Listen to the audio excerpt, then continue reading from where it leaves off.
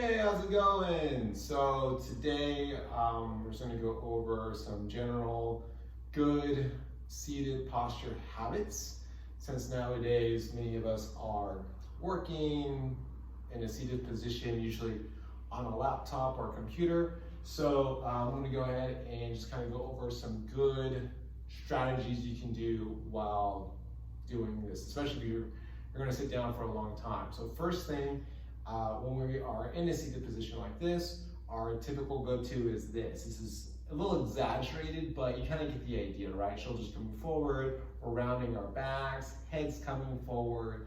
So, so one thing to do is always, when you're sitting or seated or you're doing any kind of work with your hands in a seated position, always try to stay up and at least in somewhat of an upward straight position like this. You can also do this by squeezing your scapula or your wing bones in the back together every now and then. It doesn't have to be all the time. You don't have to do this in work. This would obviously be very stressful, and that alone probably be more irritating than just seated regular. But you use every now and then, maybe every 10-15 minutes, just kind of like just squeeze the back a little bit. What it does is it gets the scapular muscles to retract, it gets everything to engage, and it just kind of helps bring your shoulders back a bit. So this also helps if you notice any kind of pain in the shoulder. Just by bringing it back a little bit may actually help you relieve some of that pain.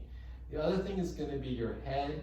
Typically head's coming forward, especially if you're doing work where you're having to work with your hands, you're constantly like this.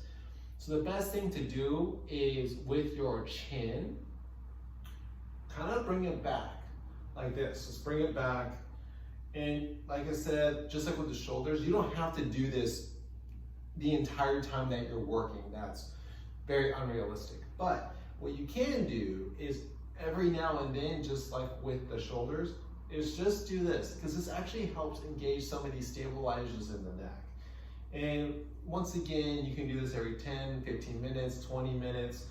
Just kind of bring your head back, kind of just like this, and then go ahead and go back into your work. And what this does is it gets those muscles activated that help stabilize the neck, and so that way things are not getting so tight. Now, the next thing we're going to want to address is some of the tightness that we deal with in the chest and the neck. So one thing you can do is actually here, you can bring your hands, clasp them behind the head like this, and you can just lean back. And this will actually help straighten up the chest and open up the chest, I should say. And it just kind of helps give you some of that relief as far as tightness goes. Another thing you can do is you can actually do a neck stretch in the front here. So you're going to want to go ahead and have your hand, bring it on your forehead, and just kind of look up and kind of bring the head back a little bit. And you should feel a nice stretch. So if you're doing this side, for example, you should feel a nice stretch back here. And that will help, once again, kind of get some relief in this area, because we're always like this, we're always looking down. So these muscles have a tendency to be on the shorter side. So tight, shortness, all that stuff, because of where our head position is.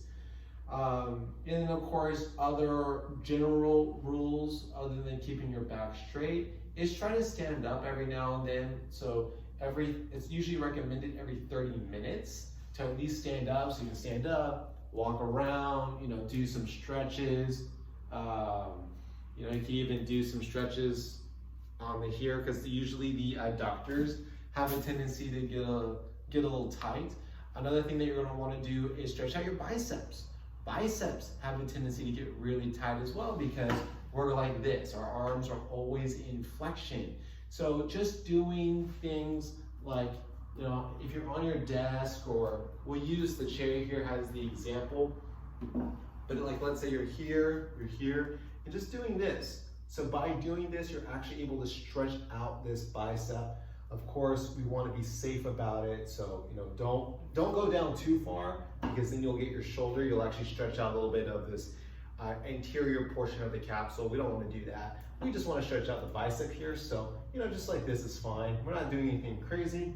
And then you should go ahead, stretch out here for, 30 seconds to a minute. That's usually what's recommended anytime you do a stretch like this. Of course, make sure you do both sides.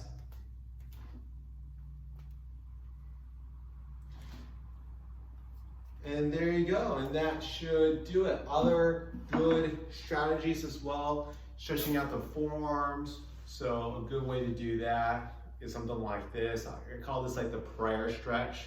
So you can just hold it right here and like just doing stuff like this. You can also, of course, like this. Same thing if you want to stretch out back here or the forearms. You can also do the reverse prayer stretch. So trying to keep your wrists together, keeping your arms up, and you can also do this. Like with me, I can actually feel this being stretched out when I do that specific stretch. And so keeping the forearms good and stretched out will also help your wrist health as well as your elbow joint health. Anyways, hope you guys enjoyed, and let me know what you thought. Anyways, have a good rest of your day. Back to work.